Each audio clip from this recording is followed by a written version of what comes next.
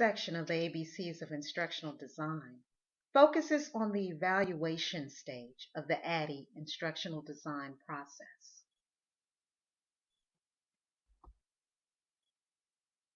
In the ADDIE model, you begin by focusing on the unique needs of the learner. Next, you determine what the learner should know and understand as a result of completing your instruction. Then you develop instructional materials, followed by delivering the instruction. And in Stage 5, you evaluate the effectiveness of the instruction.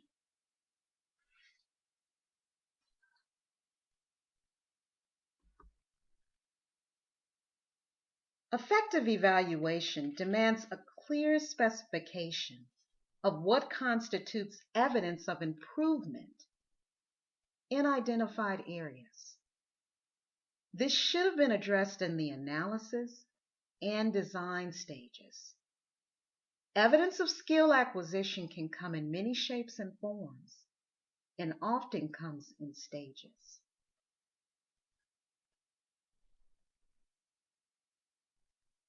Formative evaluation consists of various forms of assessment utilized throughout the learning process. Formative evaluation occurs when instructors provide feedback to students regarding their level of performance. Summative evaluation refers to assessment used to determine the effectiveness of the overall instructional design. Summative evaluation often involves some form of standardized testing or assessment.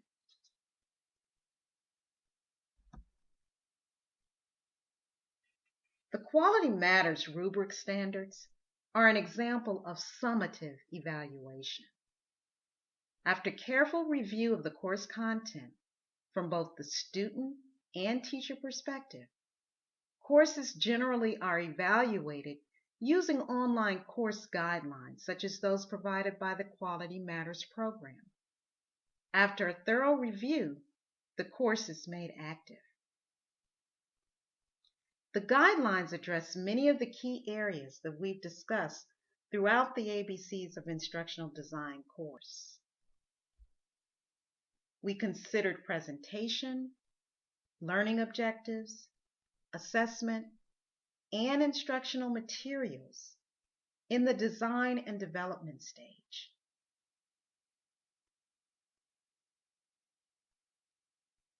We focused on the use of technology in the development stage. We considered learner engagement in the implementation stage.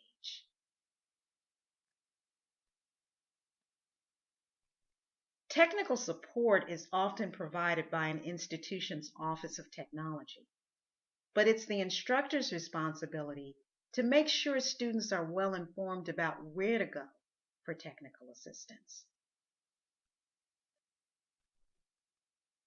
Accessibility guidelines are often overlooked.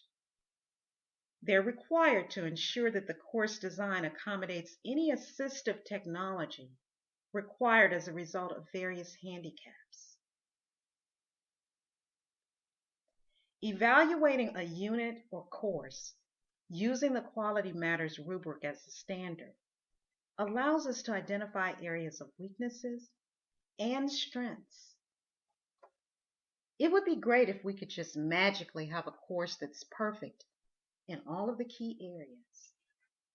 But in the real world, there's always room for improvement.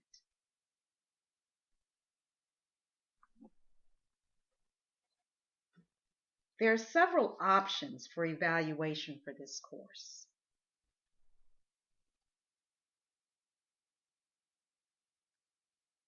Self-evaluation.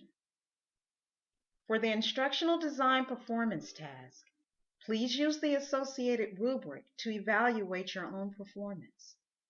Use the rubric as a guide to the standards being used to assess the quality of performance. Peer evaluation. Post a Microsoft Word document containing part or all of the assessment tasks for review by fellow course participants. Post the document in the Instructional Designers discussion forum.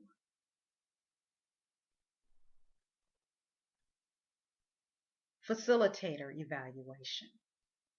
Forward a Microsoft Word document containing part or all of the assessment tasks for review by a course facilitator.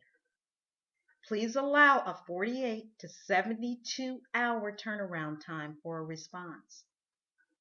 We would like to provide valuable feedback, so the turnaround time will vary based upon whether you're submitting parts or the entire task. Submitting parts of a task as they are completed is preferable, so that you can receive feedback as you progress through the unit design process. Review your course assignments and assessment tasks to ensure that you've included a well-designed rubric. Rubrics help to clarify the performance standards for students. View the course recap video for a brief review of the main topics covered throughout the course. Please complete the course evaluation. Your honest and thoughtful responses will help me to determine how I can improve my instructional materials. Results of the software evaluation will provide insight into how user-friendly the learning management systems are. At some point in time, you may find yourself on a learning management system selection committee. As you assess various systems that are loaded with new features, how much users actually value each feature becomes very important.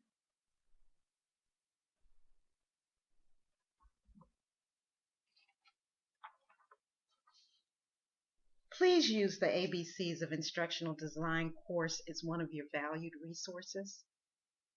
Come back and visit us often. New lectures, skill builder videos, and resources will be added regularly.